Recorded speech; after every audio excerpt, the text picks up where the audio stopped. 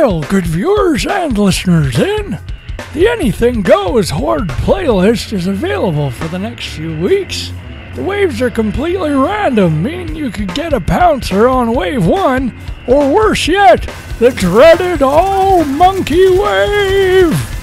How will you contend with this madness, you ask? Fear not, friends, because old Cyril is here with a foolproof strategy to get you through unscathed. So let's dive right in, post-haste! First of all, since it's random, there is no foolproof strategy. I just said that to get you to watch the video longer. But there are a few tips I can give that will help no matter what they throw at you. First of all, the team setup. I recommend an engineer, a scout, 2 heavies, and a sniper. That's right, I said sniper! For the first time ever, I think the sniper is an indispensable member of the team, but more on that later. I played 2 games of Anything Goes this past weekend. The first time I played with an inexperienced team in public matchmaking.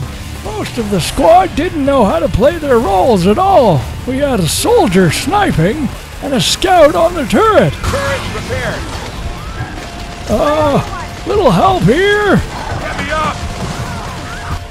Good job.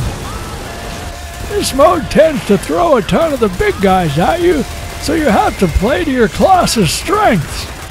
Needless to say, this first session didn't end well for us. The second time I played was with Team Glitchfest, and things went smooth as a baby's bottom. Who came up with that saying? Sounds a little pedophilish, don't you think? Anyway, this mode is only available on the harbor map.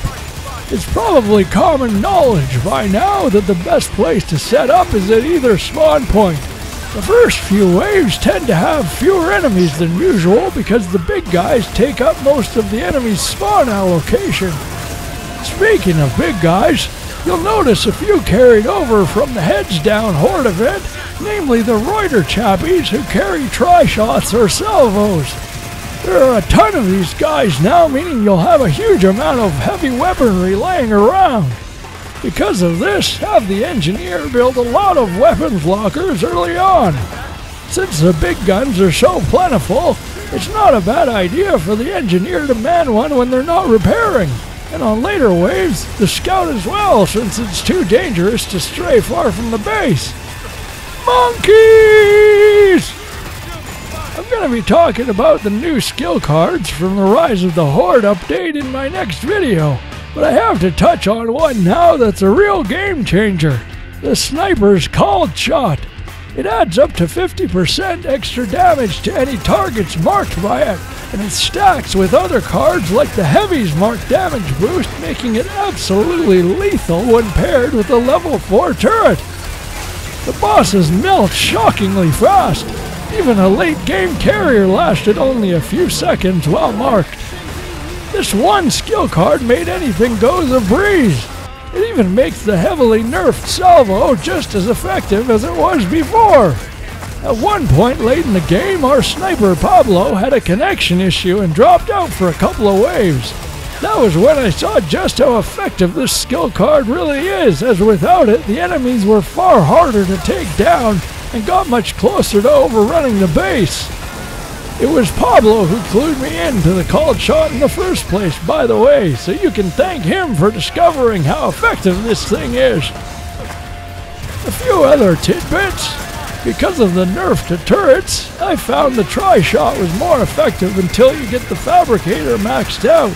At that point, the turret will outclass any of the heavy weapons, so switch to a level 4 turret as soon as it's available.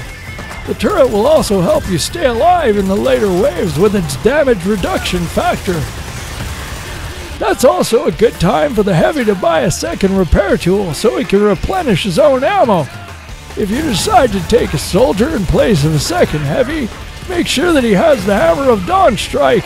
It's very effective on this map as it's all open and the bosses tend to get caught up on the scenery, meaning they eat more of the blast. And that's it!